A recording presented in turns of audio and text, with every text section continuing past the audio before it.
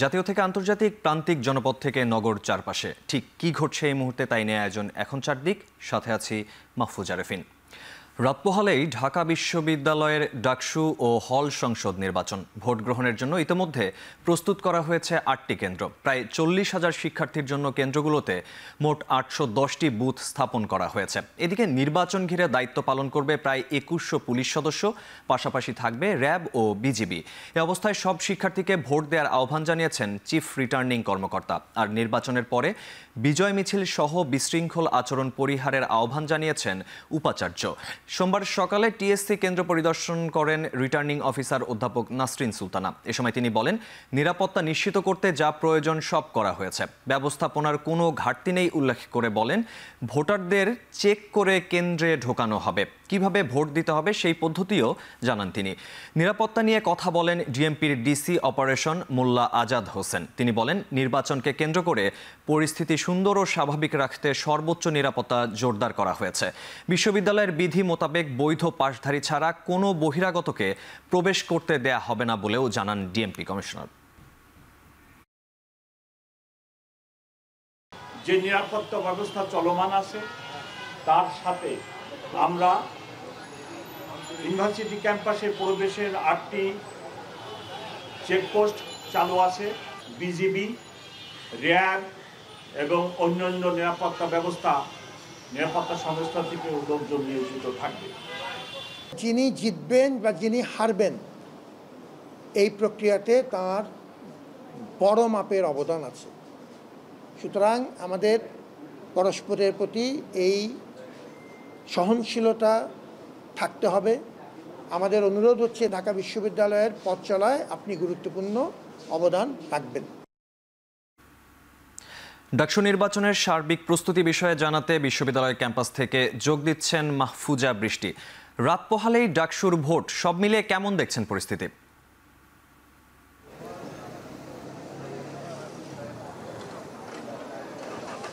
ধন্যবাদ মাহফুজ। আপনি দেখতেই পাচ্ছেন আমার পেছনে কিন্তু ক্যাম্পাস জুড়ে যে প্রস্তুতি শেষ হওয়ার পরে যে রাত পোহালেই ভোট, সেটার যে একটা আমেজ সেটা কিন্তু বিরাজ করছে। অবশ্যই সেটা দেখতে পাচ্ছি।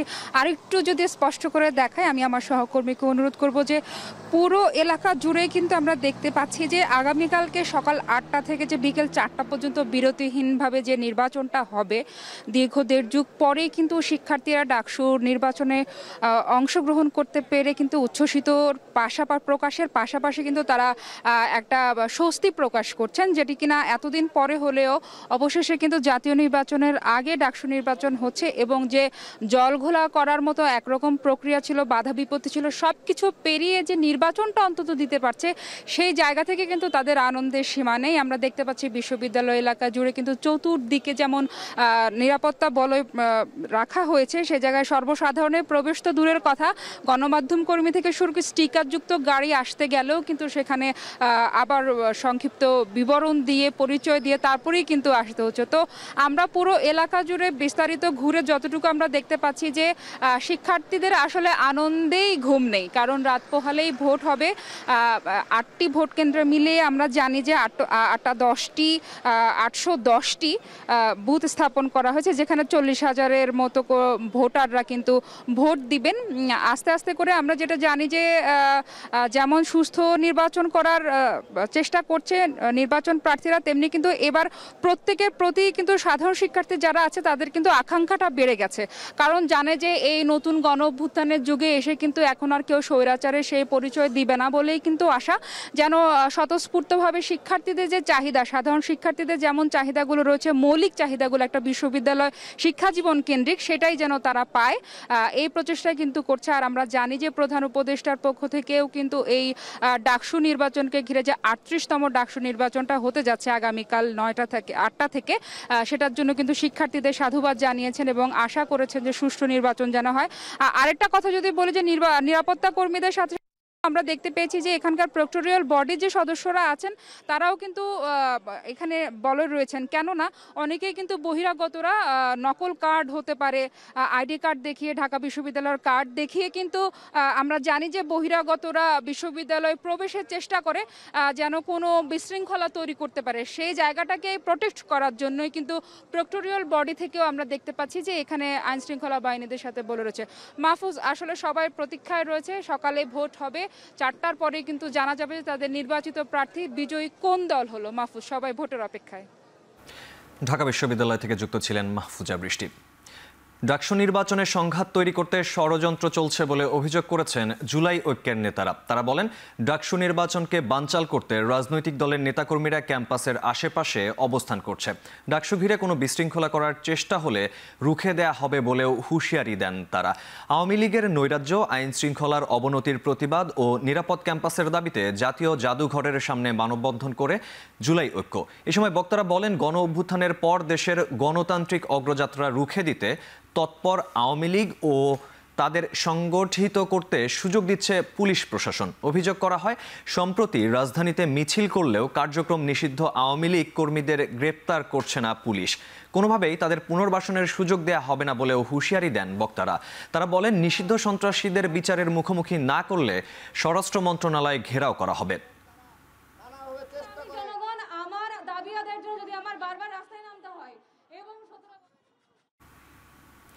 হাইকোর্টে ভিপি প্রার্থী অমর্ত্য রায়ের করা রিট জাকসু নির্বাচনকে বাধাগ্রস্ত করবে না বলে জানিয়েছেন জাকসুর প্রধান নির্বাচন কমিশনার অধ্যাপক ডক্টর মোহাম্মদ মনিরুজ্জামান। বৃষ্টি উপেক্ষা করে ক্লাস, পরীক্ষার ফাঁকে 11তম দিনের প্রচারণা চালিয়েছে জাকসু নির্বাচনের প্রার্থীরা। সোমবার সকাল থেকেই যাত্রী ছাউনি, হল ও একাডেমিক প্রাঙ্গণে দেখা যায় প্রার্থীদের প্রচারণা। বৃষ্টি উপেক্ষা করে ক্লাস, পরীক্ষার ফাঁকে 11তম দিনের প্রচারণা চলে। সেশন জট নিরসন, সমন্বিত পরিবহন ব্যবস্থা ও নিরাপত্তা নিশ্চিতের প্রতিশ্রুতি দেন তারা। একে অপরের বিরুদ্ধে আচরণবিধি লঙ্ঘনের অভিযোগ তুলে বলেন, প্রশাসন নিজেদের কার্যকারিতা হারিয়েছে। যদিও জাকসুর প্রধান নির্বাচন কমিশনার অধ্যাপক ডক্টর মোহাম্মদ মনিরুজ্জামান বলেন, অভিযোগ পেলেই ব্যবস্থা নেওয়া হচ্ছে।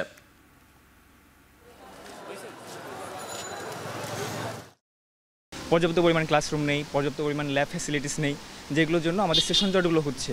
আমাদের ক্যাম্পাসে এরকম একটা নেতৃত্ব আসুক যেটা হচ্ছে কি অ্যাকচুয়ালি আমাদের স্টুডেন্ট বান্ধব হবে এবং আমাদের স্টুডেন্টদের কথাগুলো তারা শুনবে। আমাদের বিশ্ববিদ্যালয়ের যে বিভাগ এবং অনুষদ ভবনগুলো আছে সেই ভবনে যাচ্ছি এবং ক্লাসরুমগুলোতে যাচ্ছি, আমরা শিক্ষার্থীদের দ্বারে দ্বারে যাচ্ছি। যাত্রী ছাউনিতে বৃষ্টির সময় যারা দাঁড়িয়ে ছিল তাদের সাথে কিন্তু আমরা কথা বলেছি এবং তারা খুব খুশি হয়েছে যে বৃষ্টিতে ভিজেও আমরা তাদের কাছে গিয়েছি। আচরণবিধি লঙ্ঘনের নানা রকম কনক্রিট অভিযোগ থাকা সত্ত্বেও বিশ্ববিদ্যালয় প্রশাসন এবং নির্বাচন কমিশনারের যে তৎপরতার প্রয়োজন ছিল সেই তৎপরতাটা পর্যাপ্ত না হওয়ার কারণে নির্বাচনের আচরণবিধি লঙ্ঘনের পাশাপাশি নির্বাচন ম্যানিপুলেশনের অনেক রকম শঙ্কা তৈরি হচ্ছে।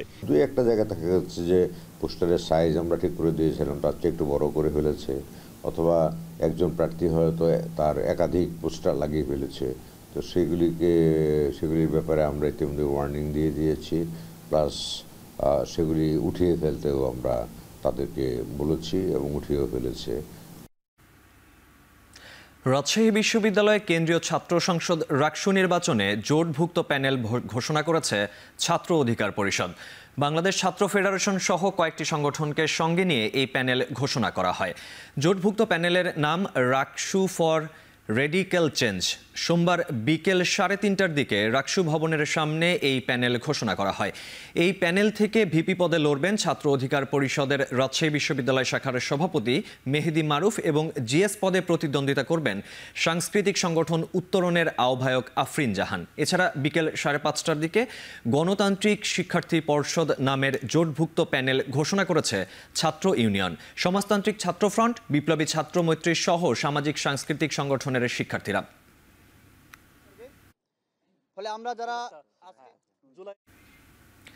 ত্রয়োদশ জাতীয় সংসদ নির্বাচন সহজ হবে না বলে নেতাকর্মীদের সতর্ক করেছেন বিএনপির ভারপ্রাপ্ত চেয়ারম্যান তারেক রহমান। প্রায় 8 বছর পর ঠাকুরগাঁও জেলা বিএনপির সম্মেলনে ভার্চুয়ালি যুক্ত হয়ে একথা বলেন তিনি। এদিকে ফ্যাসিস্ট শাসনে ভেঙে পড়া সব প্রতিষ্ঠান শক্তিশালী করার অঙ্গীকার করেন বিএনপি মহাসচিব মির্জা ফখরুল ইসলাম আলমগীর। প্রায় 8 বছর পর ঠাকুরগাঁওয়ে জেলা বিএনপির দ্বিবার্ষিক সম্মেলন ঘিরে দিনব্যাপী উচ্ছ্বাস ছিল নেতাকর্মীদের মাঝে। বেলা 11টার দিকে দলের ভাইস চেয়ারম্যান শামসুজ্জামান দুদু ও রংপুর বিভাগীয় সাংগঠনিক সম্পাদক আসাদুল হাবিব দুলুকে সঙ্গে নিয়ে সম্মেলনের উদ্বোধন করেন দলের মহাসচিব মির্জা ফখরুল। এ সময় ফেব্রুয়ারিতে নির্বাচনের তারিখ ঘোষণা করায় প্রধান উপদেষ্টাকে ধন্যবাদ জানান তিনি। পরে কাউন্সিল অধিবেশন শেষে প্রধান অতিথির বক্তব্যে দলের ভারপ্রাপ্ত চেয়ারম্যান তারেক রহমান বলেন, জনগণই বিএনপির সকল রাজনৈতিক ক্ষমতার উৎস। রাজনৈতিক দলের বিভাজনে স্বৈরাচার ফিরে আসতে পারে বলে শঙ্কা প্রকাশ করেন তিনি। এবারের কাউন্সিল অধিবেশনে ভোট দেয় জেলার 5 উপজেলা ও 3 পৌরসভা থেকে আগত 800 জনের অধিক কাউন্সিলর। সভাপতি পদে ঠাকুরগাঁও জেলা বিএনপির বর্তমান সাধারণ সম্পাদক মির্জা ফয়সাল আমিনের কোনো প্রতিদ্বন্দ্বী না থাকায় আগামী 2 বছরের জন্য সভাপতি নির্বাচিত হন।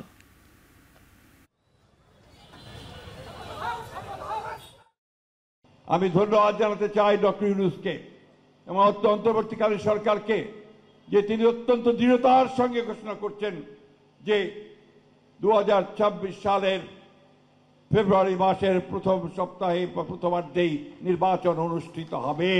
এই সংস্কারের উপর ভিত্তি করে আমরা ইতিমধ্যে এই সংস্কারের 19টা প্রপোজালের মধ্যে 12টা আমরা একমত হয়ে গেছি, বাকিগুলো আমরা একমত হয়েছি যে সবাই মিলে আমরা সেগুলো একমত হয়ে অতি দ্রুত নির্বাচনের পথে যাওয়াটাই হচ্ছে আমাদের সবচেয়ে বড় বিকল্প। আমরা যদি বক্তব্য উপস্থাপন করতে গিয়ে দেশে যদি এমন একটি পরিস্থিতি তৈরি হয় যে পরিস্থিতিতে দেশে পলাতক স্বৈরাচার আবার ফিরে আসার পরিস্থিতি তৈরি হতে পারে, তাহলে সেটি দেশ, দেশের জনগণ এবং দেশের গণতান্ত্রিক ব্যবস্থার জন্য অবশ্যই সেটি কোনরূপেই ভালো হবে না। যারা নির্বাচন বাধাগ্রস্ত করতে চায় সরকারকেই তাদের বিরুদ্ধে ব্যবস্থা নেয়ার আহ্বান জানান বিএনপির চেয়ারপারসন উপদেষ্টা জয়নুল আবদিন ফারুক।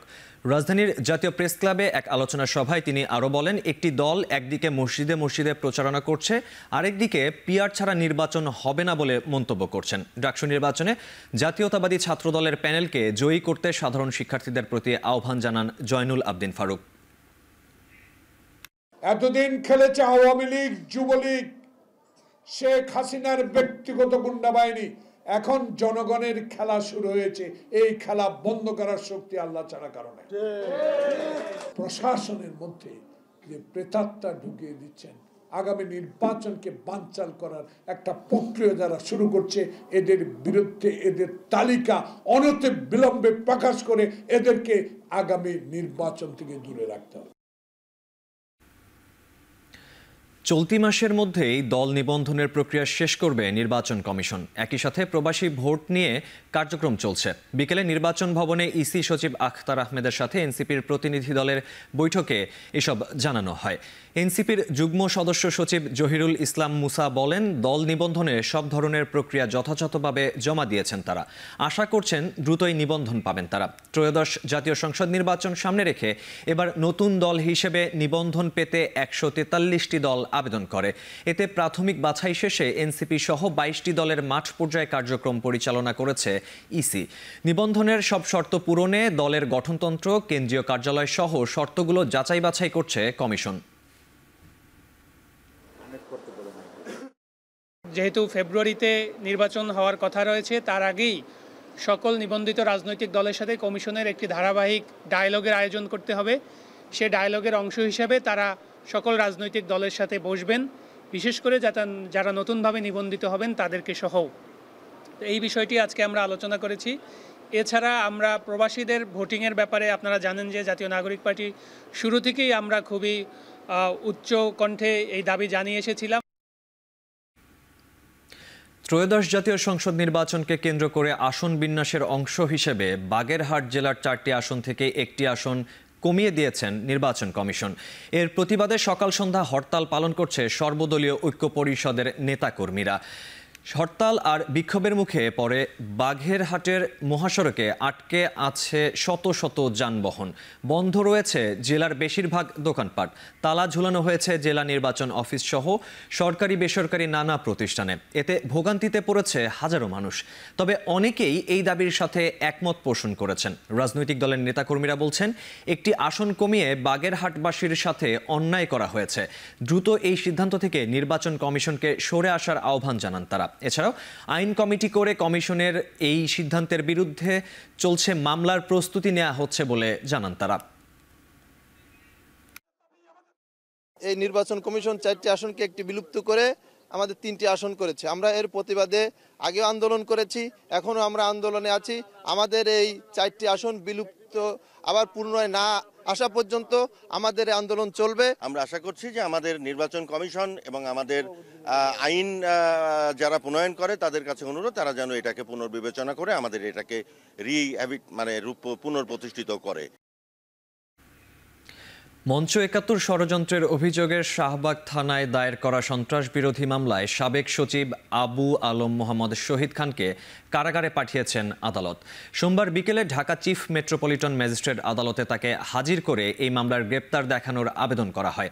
আদালতের রাষ্ট্রপক্ষের আইনজীবী বলেন, মঞ্চ ৭১ নামের সংগঠনের মাধ্যমে অন্তর্বর্তী সরকারের উৎখাতের ষড়যন্ত্র করছিল। এর আগে একই অভিযোগে সাবেক মন্ত্রী লতিফ সিদ্দিকী সহ ১৬ জনকে গ্রেপ্তার করা হয়। সেই সভায় উপস্থিত ছিলেন আবু আলম মোহাম্মদ শহীদ খান। পরে আসামি পক্ষের আইনজীবীদের শুনানি শেষে তাকে কারাগারে পাঠানোর আদেশ দেন আদালত। এর আগে দুপুর ১২টার দিকে রাজধানীর ইস্কাটনের বোরাক টাওয়ার থেকে তাকে গ্রেপ্তার করা হয়। ১৯৯৬ থেকে ২০০১ সালে আওয়ামী লীগ সরকারের সময় প্রধানমন্ত্রীর উপপ্রেস সচিবের দায়িত্ব পালন করেছিলেন আবু আলম মোহাম্মদ শহীদ খান।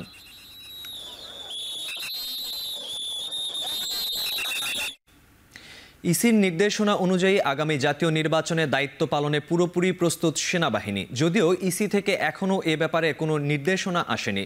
সোমবার দুপুরে সেনানিবাসে সংবাদ সম্মেলনে একথা জানায় সেনা সদর। দেশের আইন শৃঙ্খলা পরিস্থিতি নিয়ে সাংবাদিকদের প্রশ্নের জবাবে তারা বলেন, মব সহিংসতা দমনে কাজ করছে সেনাবাহিনী। রাজনৈতিক কার্যক্রম নিষিদ্ধ হওয়া সংগঠন আওয়ামী লীগের ঝটিকা মিছিলের বিষয়টিও খতিয়ে দেখা হচ্ছে বলে জানানো হয় সংবাদ সম্মেলনে। যেখানে যখন মব হয়েছে সাথে সাথে সেনাবাহিনী দ্রুততম সময় সেখানে পৌঁছে সেটাকে পরিস্থিতিকে নিয়ন্ত্রণে নিয়ে এসছে।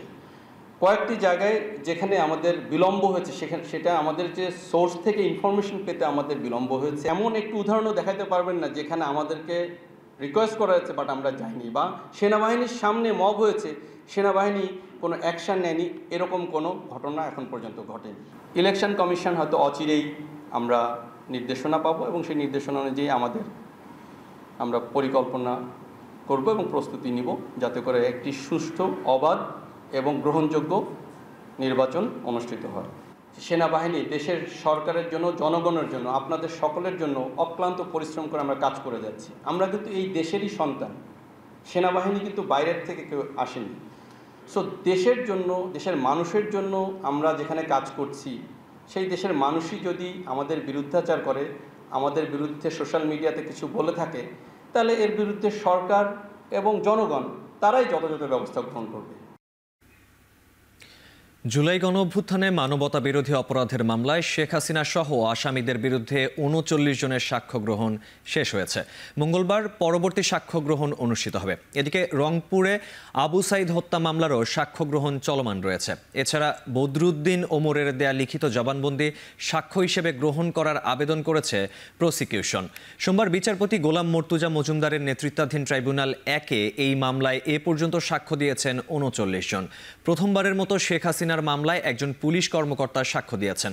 ট্রাইব্যুনালে পুলিশের এসআই আরশাদুল বলেন, ডিএমপির সাবেক কমিশনার হাবিবুর রহমান ও পুলিশের এডিসি আক্তারুলের নির্দেশে চানখারপুলে ৫ আগস্টে পুলিশ ছাত্র জনতার উপর গুলি চালিয়ে হত্যাকাণ্ডর ঘটনা হয়েছে। গেল বৃহস্পতিবার এই মামলায় রাজসাক্ষী হওয়া সাবেক আইজিপি চৌধুরী আবদুল্লাহ আল মামুন সাক্ষ্য দেন। এদিকে জুলাই আন্দোলনের রংপুরের শহীদ আবু সাইদের মামলায় তৃতীয় দিনের সাক্ষ্য গ্রহণ শেষ হয়েছে ট্রাইব্যুনাল ২-এ। তৎকালীন পুলিশ কমিশনার সকাল ৫টার সময় এবং ৬টার সময় এডিসি সুদীপ কুমার চক্রবর্তী ব্রিফ করেছেন এবং তাতে উনি নির্দেশ দিয়েছেন আন্দোলন দমনের জন্য গুলি করা সহ অন্যান্য ব্যবস্থা গ্রহণ করতে হবে। এখান থেকে প্রথমে শহীদ মিনারে যেই টিয়ার শেল গ্যাস গান নিক্ষেপ করে শহীদ মিনারে জড়ো হওয়া আন্দোলনকারীদের ছত্রভঙ্গ করে দেওয়া হয়। এরপর শাহ মোহাম্মদ আখতারুল আলমের নির্দেশে আন্দোলনকারীদের লক্ষ্য করে চাইনিজ রাইফেলের গুলি করার নির্দেশ দেন। প্রধান উপদেষ্টা ডক্টর মোহাম্মদ ইউনূসের সঙ্গে সাক্ষাৎ করেছেন আন্তর্জাতিক গণিত ও জীববিজ্ঞান অলিম্পিয়াডে পদকজয়ী ৬ শিক্ষার্থী। দেখা করতে আসা শিক্ষার্থীরা হলেন ৩৬তম আন্তর্জাতিক জীববিজ্ঞান অলিম্পিয়াড ২০২৫-এ ব্রোঞ্জ পদক বিজয়ী সাউথ পয়েন্ট স্কুল অ্যান্ড কলেজের শিক্ষার্থী আরিজ আনাস, নটরডেম কলেজের শিক্ষার্থী হামিম রহমান ও মাস্টারমাইন্ড ইংলিশ মিডিয়াম স্কুলের শিক্ষার্থী ফারাবিদ বিন ফয়সাল এবং ৬৬তম আন্তর্জাতিক গণিত অলিম্পিয়াড ২০২৫-এ ব্রোঞ্জ পদক বিজয়ী চট্টগ্রাম বাকলিয়া সরকারি কলেজ শিক্ষার্থী Jitendra Barua, ideal school and college শিক্ষার্থী জাওয়াদ হামিম চৌধুরী ও ময়মনসিংহ জেলা স্কুলের শিক্ষার্থী তাসিন খান। বৈঠকে ৬ শিক্ষার্থীর কাছ থেকে তাদের অভিজ্ঞতা শোনেন প্রধান উপদেষ্টা প্রফেসর মোহাম্মদ ইউনূস। রাজবাড়ীতে নুরাল পাগলের মাজারে আলামত সংগ্রহ করছে সিআইডির ক্রাইম সিন ইউনিট। এছাড়া ঢাকা রেঞ্জের অতিরিক্ত ডিআইজি মোহাম্মদ সিদ্দিকুর রহমান মাজার পরিদর্শন করেছেন। দুপুরে মাজারে প্রবেশ করে ক্রাইম সিন ইউনিট। এ সময় মাজার পরিদর্শন করেন অতিরিক্ত ডিআইজি সিদ্দিকুর রহমান। মাজার পরিদর্শন শেষে তিনি সাংবাদিকদের জানান, মাজার ভাঙচুর, অগ্নিসংযোগ ও নুরাল পাগলের মরদেহ পোড়ানোর ঘটনায় যারা জড়িত তাদের কাউকেই ছাড় দেয়া হবে না। এ ঘটনায় কোনো নিরপরাধ মানুষকে হয়রানি বা গণগ্রেপ্তার করা হবে না বলেও আশ্বস্ত করেন তিনি।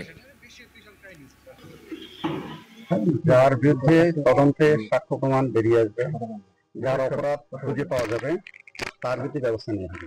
তাতে সে যদি প্রশাসনে থাকে তার বিরুদ্ধে হবে, প্রশাসনের বাইরে যদি থাকে তাকেও ছাড় দেওয়া হবে না। গণগ্রেপ্তার বলতে যেটা বোঝায় যে যাকে চোখের সামনে পাওয়া যায় তাকেই গ্রেপ্তার করা হবে, ব্যাপারটা কিন্তু সেটা না। আইন কানুন সাক্ষ্য প্রমাণ এর ভিত্তিতে আমরা একটা জাস্টিস দিব। পল্লী বিদ্যুৎ সমিতির কর্মকর্তা কর্মচারীদের গণছুটি কর্মসূচির কারণে দ্বিতীয় দিনের মতো বন্ধ রয়েছে সেবা কার্যক্রম। কর্মসূচির কারণে নেত্রকোনায় কাজে যোগ দেয়নি পল্লী বিদ্যুতের কর্মকর্তা কর্মচারীরা। চলমান গণছুটির কারণে সবচেয়ে বেশি ভোগান্তির মধ্যে পড়েছে সাধারণ গ্রাহকরা।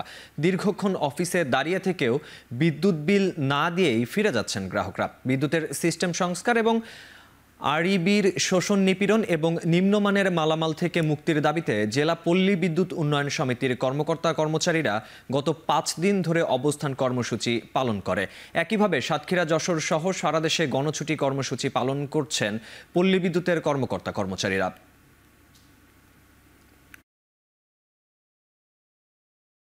কত ভোগান্তিতে যে আমরা আছি, এই নেত্রকোনা পল্লী বিদ্যুৎ সমিতিতে ৬.৫ লাখ গ্রাহক আছে, সবাই এই ভোগান্তিতে পড়ছে। কেন আমরা, কেন আম মানুষ আমরা কেন এই ভোগান্তিতে থাকবো? গতকালকে বিদ্যুৎ বিল নিয়ে অফিসে ঘুরে গেছি, লোক পাই নাই, বিদ্যুৎ বিল পরিশোধ করতে পারি নাই। কারণ আজকেও সকাল ৯টা থেকে আসছি বিদ্যুৎ বিল দিতে, এখন লোক নাই। আমাদের বিভিন্ন লাইনের সমস্যা হচ্ছে আমাদের এলাকায়, ওইগুলোরও কোনো খোঁজখবর নাই, তারা দেখতেছে না কোনো। বর্ষকের জন্য পানিতে অক্সিজেন তৈরি করার জন্য মোটর খুব প্রয়োজন হয়, কিন্তু এখন জরুরি সেবা ব্যবস্থা আমি পাইতেছি না। পল্লী বিদ্যুতের কী ঝামেলা না ঝামেলা আর এই কী সমস্যা হয়েছে এটা তো আমরা জানি না। এখন আমরা আসছি আমাদের কাজের জন্য, এখন এখানে তার জন্য কোনো সলিউশন পাচ্ছি না। রাজধানীর তুরাগ ময়দানে তাবলিগ জামায়াতের কার্যক্রমের কেন্দ্র করে সংগঠিত হামলা ও হত্যাকাণ্ডের দ্রুত বিচারের দাবি জানিয়েছে তাবলিগের সাথীরা। সোমবার সকালে জাতীয় প্রেস ক্লাবে সচেতন আইনজীবী পরিষদ ঢাকা ও ওলামা মাশায়েখ বাংলাদেশ সংবাদ সম্মেলনে এই দাবি জানান। তা বক্তারা বলেন, পরিকল্পিতভাবে এই হত্যাকাণ্ডের বিচার কার্যক্রমকে ধীর গতি করা হচ্ছে। দীর্ঘ ৭ মাস পার হলেও এখনও পর্যন্ত কোনো চার্জশিট দাখিল হয়নি, বিচার প্রক্রিয়াও শুরু হয়নি। এ সময় দ্রুত চার্জশিট দাখিল ও সুষ্ঠু বিচার কার্যক্রম শুরু, হত্যার মূল পরিকল্পনাকারী ও হামলাকারীদের দ্রুত গ্রেপ্তার, সুষ্ঠু তদন্তের স্বার্থে গাজীপুর মেট্রোপলিটন পুলিশে কর্মরত সাদপন্থীদের 2 জন পুলিশ অফিসারকে প্রত্যাহার, সারা দেশের তাবলিগ মসজিদগুলোকে হামলা মুক্ত রাখার জন্য কার্যকর উদ্যোগ নেওয়া সহ 5টি দাবি তুলে ধরা হয়।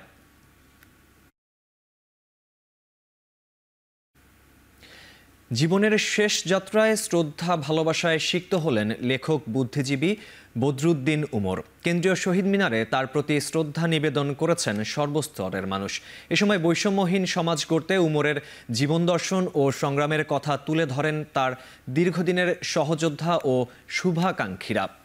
সোমবার সকাল 10টার পর মরদেহ সেখানে আনা হলে উপদেষ্টা মণ্ডলীর প্রতিনিধি সহ বিভিন্ন রাজনৈতিক দলের নেতা, বুদ্ধিজীবী, শিল্পী থেকে শুরু করে সর্বস্তরের মানুষ তাকে শেষ শ্রদ্ধা জানান।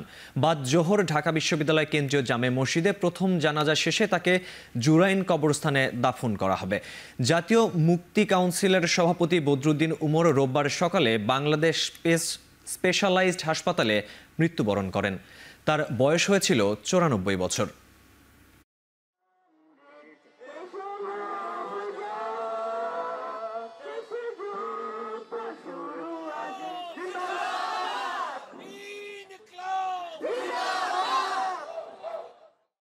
বাংলাদেশে প্রত্যেকটা সমাজে একজন মানুষ এরকম মানুষ থাকতে হয় যারা মানুষকে মেরুদণ্ড কাকে বলে, দৃঢ়তা কাকে বলে এবং জনগণের জন্য উৎসর্গিত জীবন যে একটা আনন্দের জীবন হতে পারে, তৃপ্তির জীবন হতে পারে, তার দৃষ্টান্ত হয়ে থাকবেন বদরুদ্দিন। ফ্যাসিবাদের বিরুদ্ধে তার যে লড়াই, তার যে চিন্তা, সেটা অবশ্যই বাংলাদেশের তরুণ প্রজন্ম, বাংলাদেশের মানুষকে অনুপ্রাণিত করেছে, ভবিষ্যতে করবে। শ্রমজীবী মানুষের কথা তিনি বলেছেন, সবসময় শ্রমজীবী মানুষের রাজনীতির পক্ষে। 24-এর পরে দেখেন আজকে সবচেয়ে প্রাসঙ্গিক বুদ্ধিজীবী হয়ে উঠেছেন বদরুদ্দিন উমর, এবং এটা হয়ে ওঠার পেছনে মূল কারণ উনি ওনার ইতিহাস রচনায় ইতিহাস কল্পনার আশ্রয় নেননি এবং উনি কোনো হেজিমনিকে খুশি করতে চাননি। ওনাকে আমরা গভীরভাবে ওনার অভাব বোধ করব। ওনার বইগুলো আমাদের পাথেয় হয়ে থাকবে। উজানের ঢল ও আকস্মিক বন্যায় মৌলভীবাজারের কমলগঞ্জে কুরমা চা বাগান এলাকায় 3 শতাধিক বসতভিটা ক্ষতিগ্রস্ত। পানিতে তলিয়ে থেকে এরই মধ্যে ধসে পড়েছে বেশ কিছু মাটির বাড়ি। স্থানীয়রা জানান, রোববার ভোরের দিকে হঠাৎ উজানের ঢলে সীমান্তবর্তী ধলাই নদীর পানি বেড়ে নিম্নাঞ্চল প্লাবিত হয়। তলিয়ে যায় মাথা গোজার ঠাই ও ফসলি জমি। ভোরবেলা পানি বাড়ায় ঘুমের মধ্যে থাকায় অনেকেই মূল্যবান ও প্রয়োজনীয় জিনিসপত্র সরাতে পারেননি। হঠাৎ বন্যায় বেশি ক্ষতির শিকার শান্তিনগর, রূপনগর, মাঝলাইন, কুরঞ্জি এলাকার বাসিন্দারা। এসব ভুক্তভোগীরা বেশিরভাগই চা বাগানের শ্রমিক। তাদের দাবি, মানবেতর দিন যাপন করলেও এখনও পৌঁছনি কোনো সহায়তা। তবে কমলগঞ্জের উপজেলা নির্বাহী কর্মকর্তা জানান, ক্ষতিগ্রস্তদের আর্থিক সহায়তার বিষয়টি পরিকল্পনাধীন রয়েছে।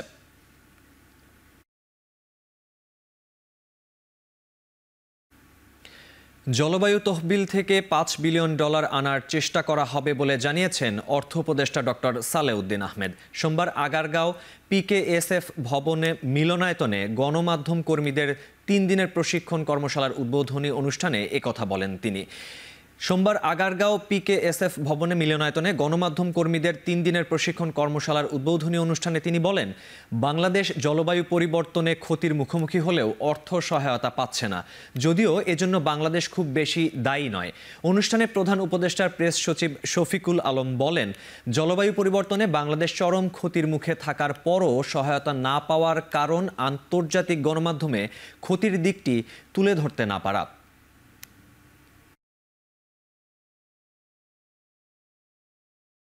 $30 বিলিয়ন বোধহয় দরকার না, 29 বিলিয়ন বোধহয় দরকার বাংলাদেশের জন্য। $30 বিলিয়ন আমাদের 1-1.5 বিলিয়ন IMF থেকে আনতে আমাদের যান বেরিয়ে যায়, 1 মাস 2 মাস কথাবার্তা বলতে হয়। মানে আমরা এবার $5 বিলিয়ন নেগোসিয়েশন করে, আর অতএব সহজে তো অর্থ আসবে না।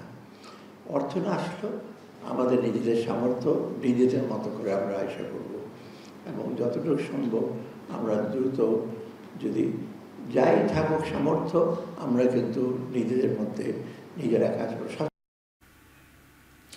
জাতিসংঘ জলবায়ু পরিবর্তন সম্মেলন COP30-এ বাংলাদেশের তরুণদের কণ্ঠস্বর তুলে ধরতে 26 দফা সম্মিলিত জলবায়ু সনদ প্রকাশ করেছে দেশের শতাধিক তরুণ জলবায়ু কর্মী। সোমবার রাজধানীর বনানীতে 3 দিনব্যাপী জলবায়ু সম্মেলনের সমাপনী দিনে উন্মোচন করা হয় এই সনদ।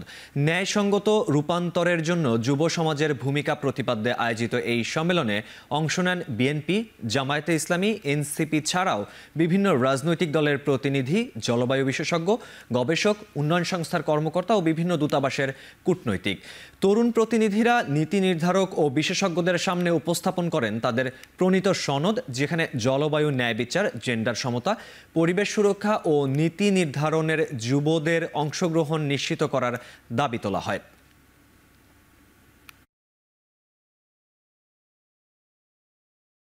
তরুণ নেতৃত্ব এবং জলবায়ু নেতৃত্ব তৈরি করার যে এই প্রচেষ্টাকে আমি যেরকম সাধুবাদ জানাই, সেরকম আমাদের আসলে গত 17 বছরের যে সংস্কৃতি, একটি রাজনীতি বিমুখ সংস্কৃতি তৈরি হয়েছে বাংলাদেশে।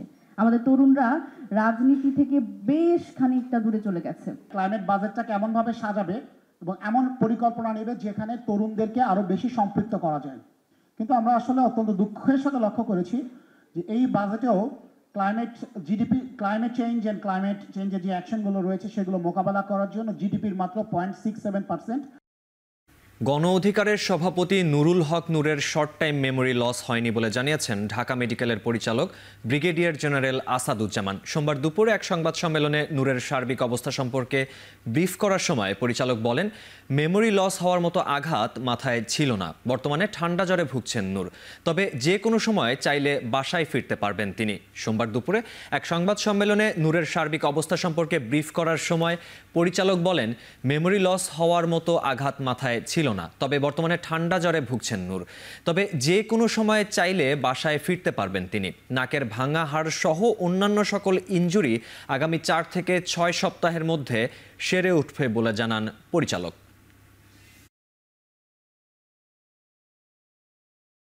এখন উনি মোটামুটি স্টেবল আছেন এবং ওনার শারীরিক অবস্থার উন্নতি হচ্ছে। ওনার যে সমস্যাগুলো ছিল, মূলত নাকের হাড় ভেঙে গেছে এবং ব্লিডিং হচ্ছিল। ব্লিডিংটা কিন্তু উনি যখন একটা বেসরকারি হাসপাতালে গিয়েছিলেন, সেখানে প্যাক দিয়ে দেওয়া হয়েছিল। ওনার 2 নাকেই প্যাক দিয়ে দেওয়া হয়েছিল। আমরা প্যাকটা পরের দিন খুলে ফেলেছি। নাকের হাড় ভাঙার বিষয়টা, যে হাড়টা ভেঙেছে এটা 3টা ফ্র্যাগমেন্ট হয়েছে, কিন্তু ফ্র্যাগমেন্টগুলো ডিসপ্লেসড না, ফ্র্যাগমেন্টগুলো পজিশনেই আছে, যার ফলে ওই পজিশনে থাকলে আমরা বলছি যে আগামী 4 থেকে 6 সপ্তাহ পরে এই ফ্র্যাগমেন্টগুলো জুড়ে যাবে। আমরা তো রেগুলার কথা বলি, ওনার কোনো মেমোরি লস এখন পর্যন্ত আমরা দেখি নাই, এবং এই অল্প পরিমাণ যে ইনজুরি যেটা বা ব্লিডিং, এটা থেকে মেমোরি লস হয় না। জাপানে পর্দা নামল এশিয়া প্যাসিফিক অঞ্চলের রিউমাটোলজিস্টদের 27তম মহাসম্মেলন এপ্লারের।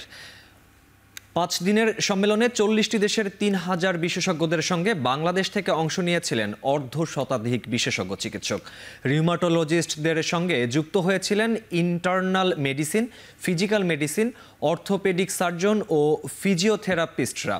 প্রায় 700 ধরনের বাত ব্যথার রোগের সর্বাধুনিক চিকিৎসার গাইডলাইন ও কলাকৌশল জানতেই চিকিৎসকরা বছরব্যাপী অপেক্ষায় থাকেন। কয়েকটি বিরল রোগ সহ বাত ব্যথার রোগীর সুরক্ষায় গবেষণাপত্র উপস্থাপন করেন বেশ কয়েকজন বাংলাদেশি চিকিৎসক।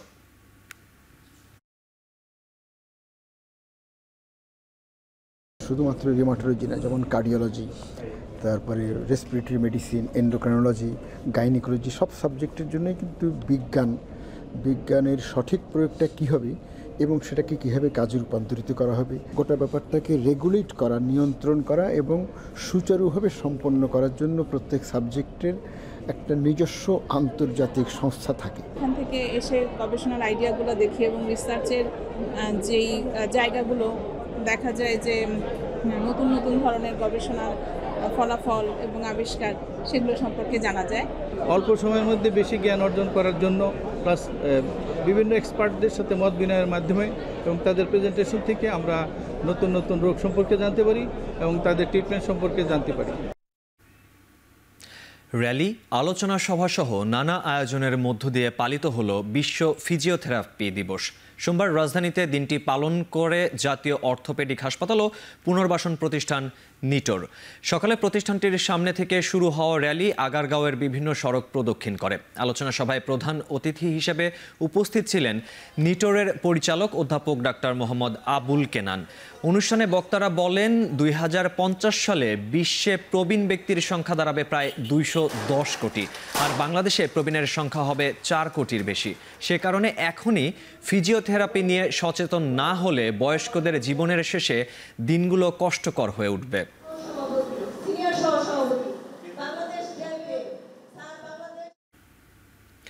নারায়ণগঞ্জ ও মুন্সিগঞ্জে পৃথক অভিযানে 2 শীর্ষ সন্ত্রাসীকে গ্রেপ্তার করেছে র্যাব 11। এ সময় তাদের কাছ থেকে অস্ত্র, গুলি ও ডাকাতির কাজে ব্যবহৃত বিশেষ নৌকাসহ বিভিন্ন সরঞ্জামাদি উদ্ধার করা হয়। সোমবার বিকেলে এক সংবাদ সম্মেলনে এসব তথ্য নিশ্চিত করেন র্যাব 11 এর অধিনায়ক lieutenant colonel HM Sajjad Hossain. তিনি জানান, গেল শনিবার সন্ধ্যায় সোনারগাঁওয়ের পেরাব এলাকায় অভিযান চালিয়ে শীর্ষ সন্ত্রাসী শুটার মাসুদকে আটক করা হয়। এ সময় একটি বিদেশি পিস্তল, একটি ম্যাগজিন ও 6 রাউন্ড গুলি এবং মাদকদ্রব্য উদ্ধার করা হয়। গ্রেপ্তারকৃত মাসুদের বিরুদ্ধে হত্যা, নাশকতা ও ডাকাতি সহ 7টি মামলা রয়েছে।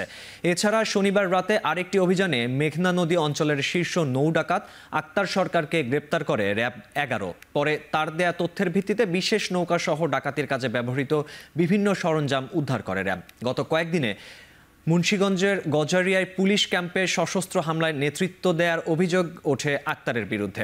আক্তারের বিরুদ্ধে মুন্সিগঞ্জের বিভিন্ন স্থানে 27টি মামলা রয়েছে।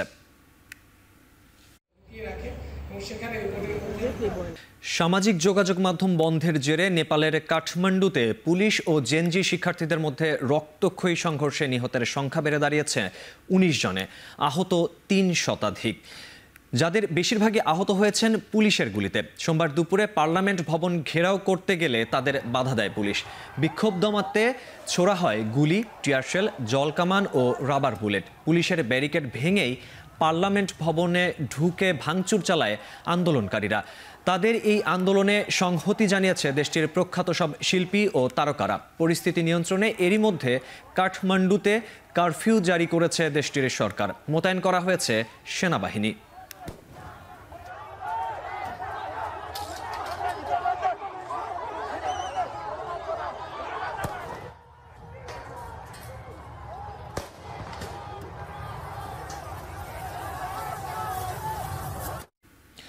সংসদে আস্থা ভোটে হেরে গেলেন ফ্রান্সের প্রধানমন্ত্রী ফ্রাসোয়া বায়রু।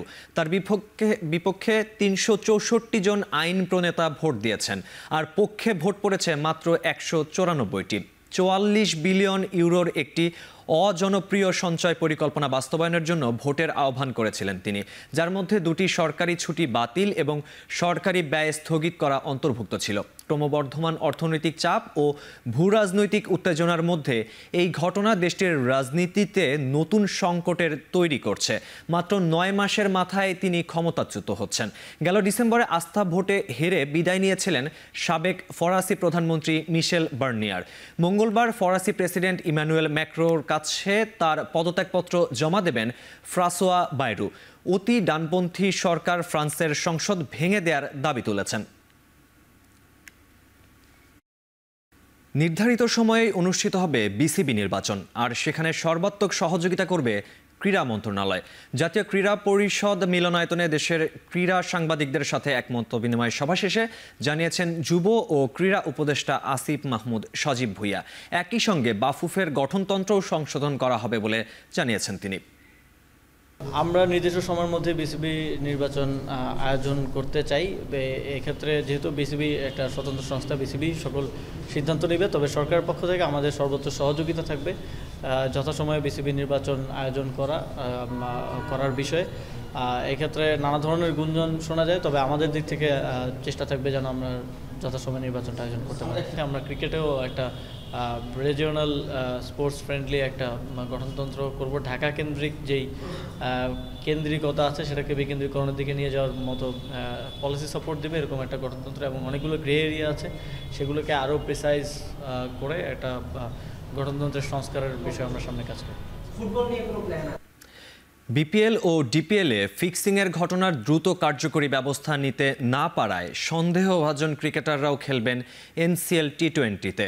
তবে 14 সেপ্টেম্বর থেকে মাঠে গড়াতে যাওয়া সংক্ষিপ্ত ফরম্যাটের এই ঘরোয়া আসরকে ফিক্সিং মুক্ত রাখার আহ্বান জানিয়েছেন বিসিবি সভাপতি আমিনুল ইসলাম বুলবুল।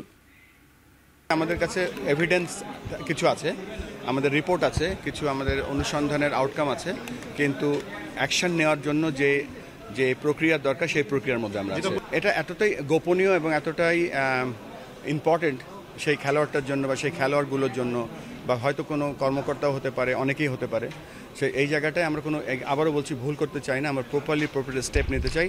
তবে আপনাদের কাছেও আমার অনুরোধ রইল, আপনাদেরও দায়িত্ব আছে এই খেলাটা প্রোটেক্ট করা। কেননা দেখেন, যতদিন না আমরা ফেয়ার ক্রিকেট উপহার দিতে না পারবো ততদিন কিন্তু আমরা ভালো প্লেয়ার তুলে আনতে পারবো না। শেষ করছি এখন চারদিক।